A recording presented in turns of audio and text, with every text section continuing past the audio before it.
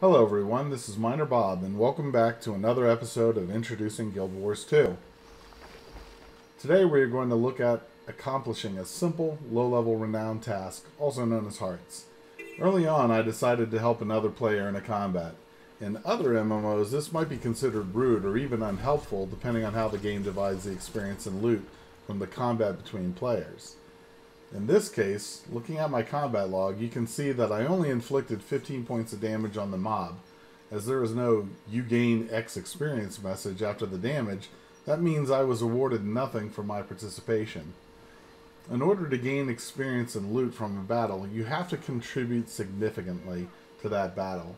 Now, I'm not sure what the minimum percentage of a mob's total hit points is enough to be considered significant, but I know that it's more than 7% and less than 50% based on testing.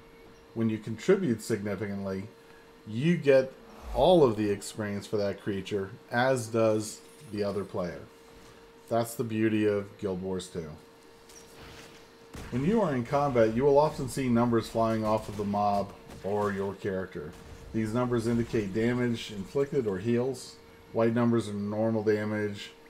Red numbers indicate damage to you, and green numbers indicate healing to you. Live life well. If you want a detailed view of what happened in a combat, look in your combat log. You can always see how much damage is inflicted by each attack and how much was caused to you. This is a good way to see which weapons really cause more damage in a fight and the effect of damaging conditions such as poisons and bleeding. When you finish a task, you will receive a notification that you have a new reward.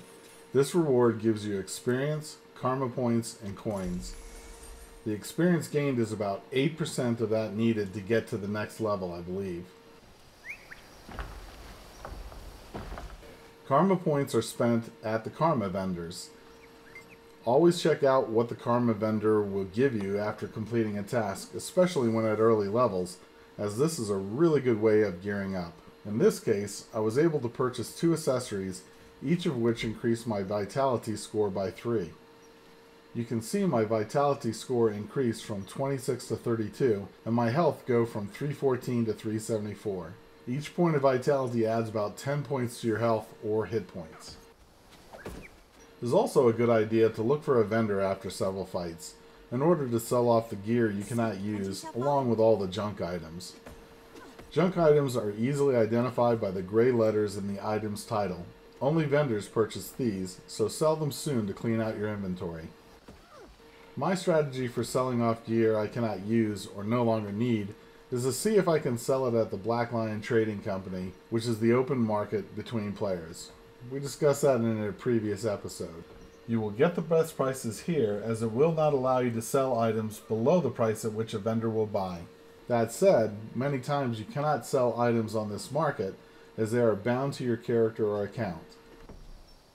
The second market to sell to are vendors. Sometimes they will buy items that you cannot sell on the open market. If you cannot sell it to them, the next option is to tear the item down into crafting materials using salvage kits. Even so, some items cannot be salvaged. You would then try using the Mystic Forge, which we will look at in a future episode, to exchange 4 items for a single random one.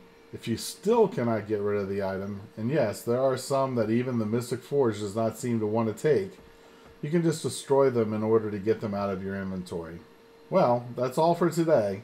I hope you found this useful. If so, a like and a comment is always appreciated. This is Miner Bob, signing off.